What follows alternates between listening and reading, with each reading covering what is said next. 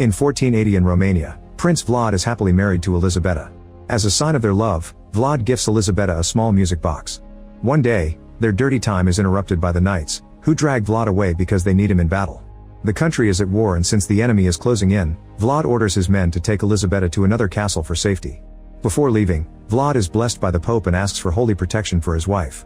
In the forest, Elisabeta is being escorted to the new location. Unfortunately, an enemy soldier is hiding in the trees, and he immediately brings down 2 guards with quick arrow shots.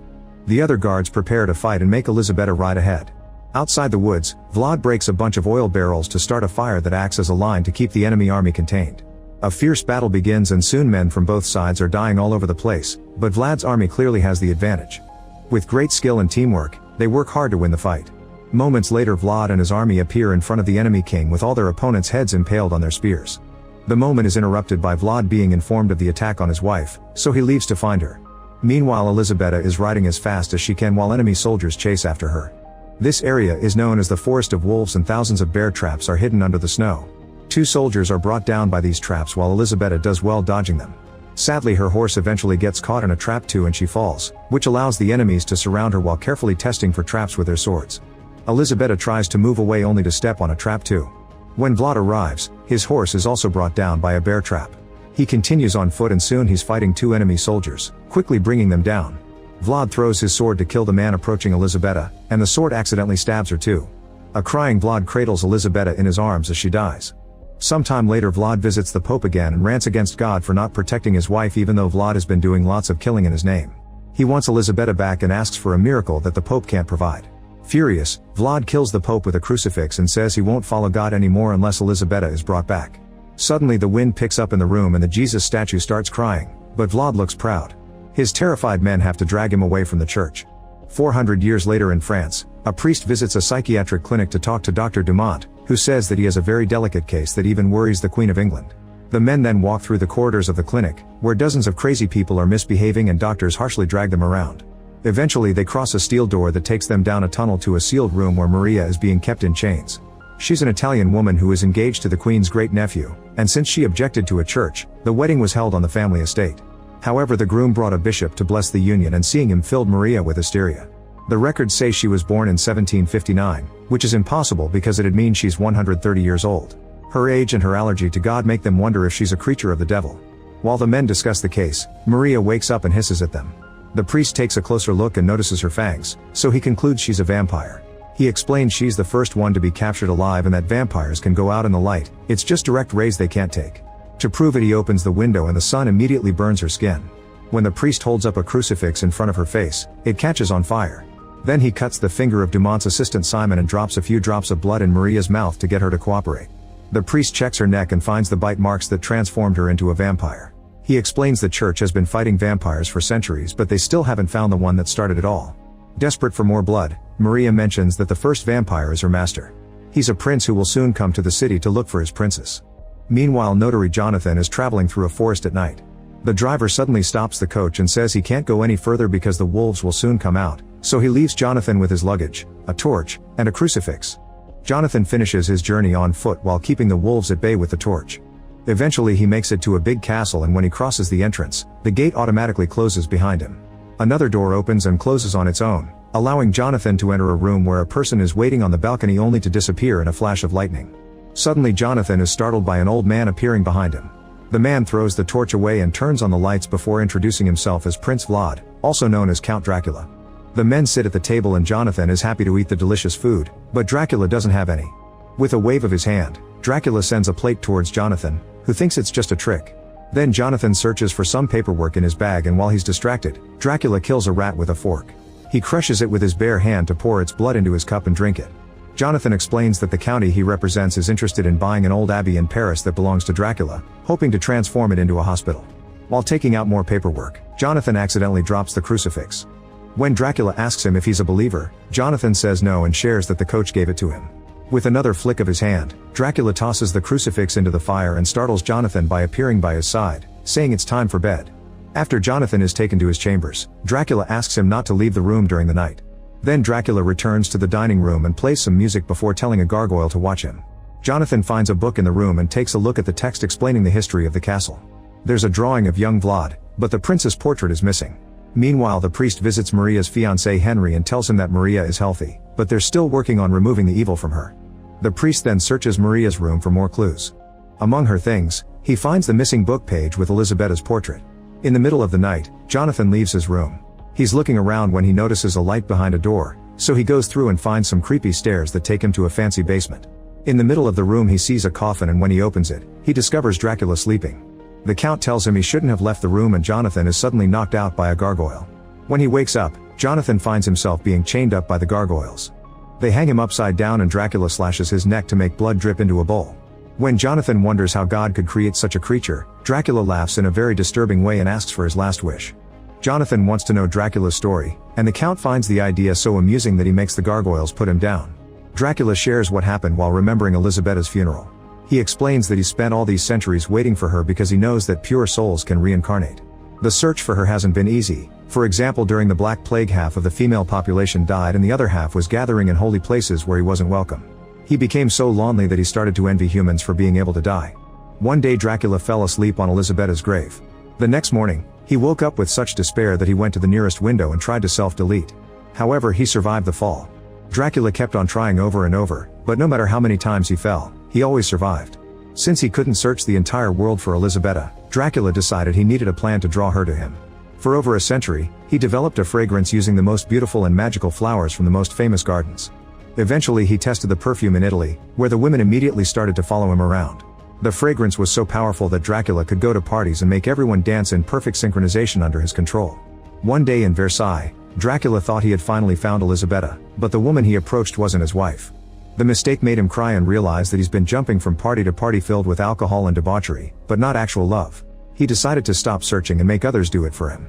In the middle of the party, Dracula started to bite all the women in the room to make them vampires, including Maria. Afterward, Dracula returned to Elisabetta's grave and opened it. He punched the coffin to break it and discovered that only Elisabetta's ashes were left. The sight made him have a breakdown, and he decided to never leave the castle again. The gargoyles would bring him riches and act as his servants while his vampires would continue the search. In the present, Jonathan tells Dracula that he can understand such a strong love because he's engaged. His locket has a picture of his fiancée Mina, so Dracula takes a look and is overtaken by emotion when he realizes that this woman is his wife's reincarnation. Dracula then decides to let Jonathan live to thank him for reuniting him with his love. He calls all his gargoyles and tells them to bring him lots of blood because he needs to be beautiful before meeting with Elisabetta.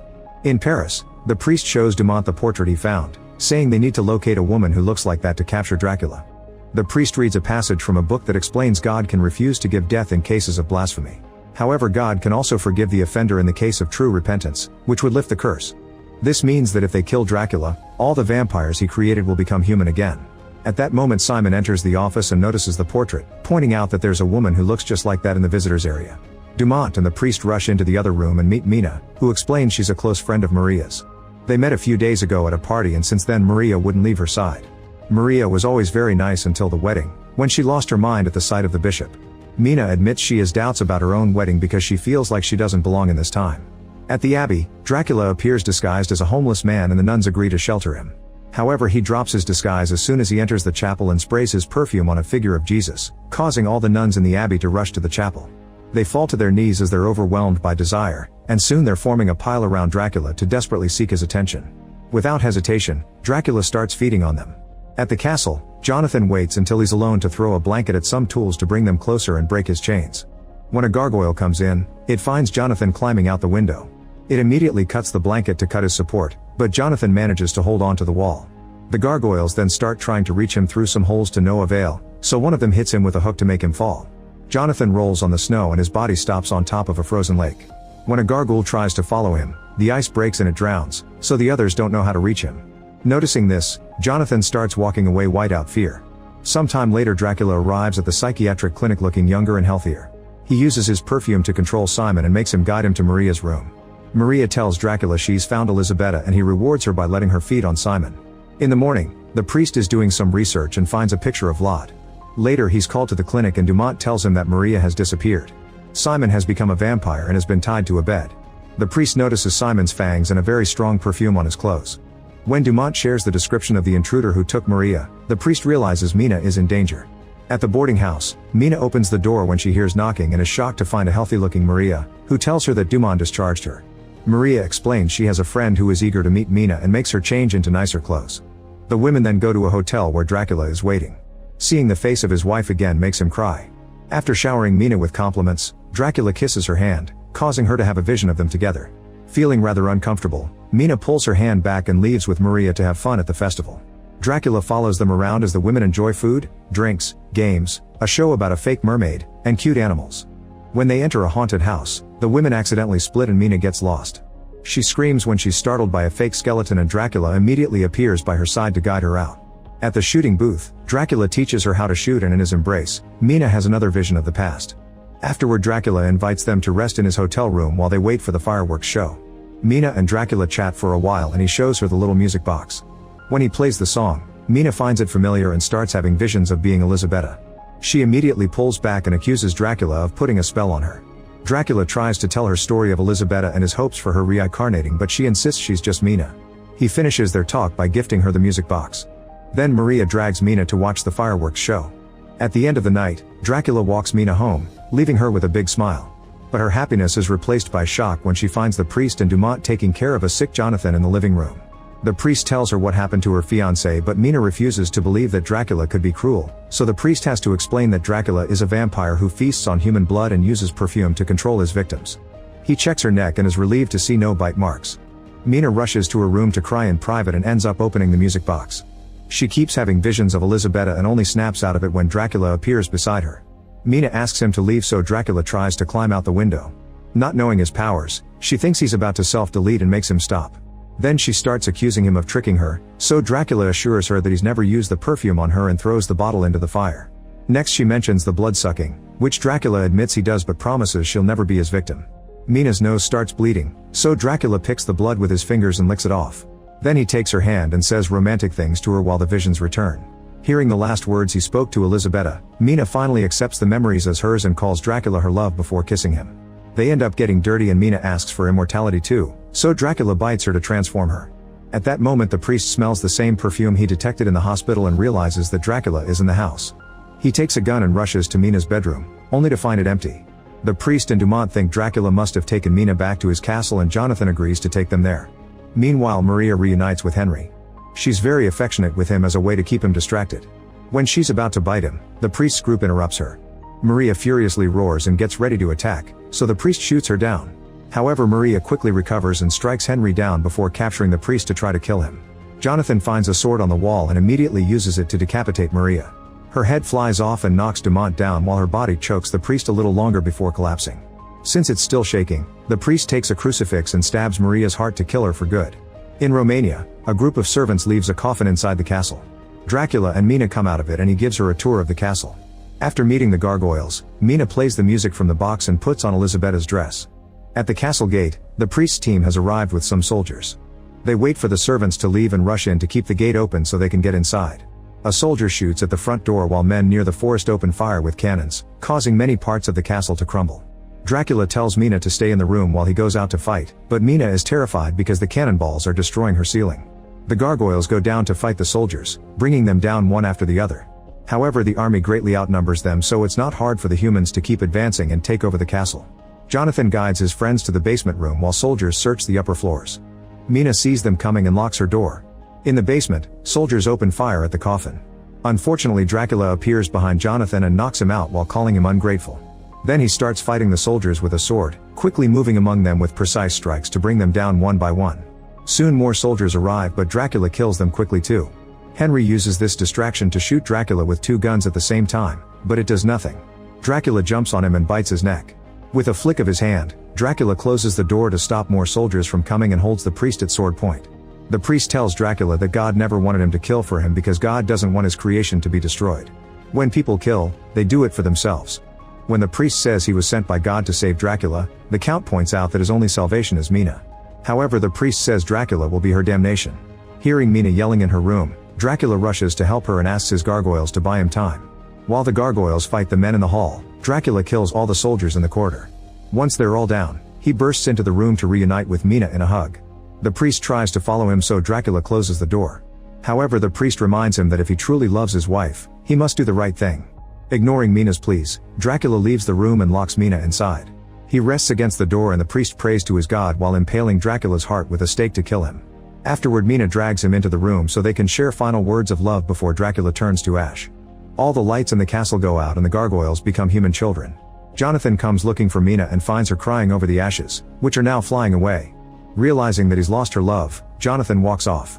Outside the castle, Dracula's ashes spread in the wind. Make sure to subscribe and turn on notifications so you can watch more videos like this. Thanks for watching.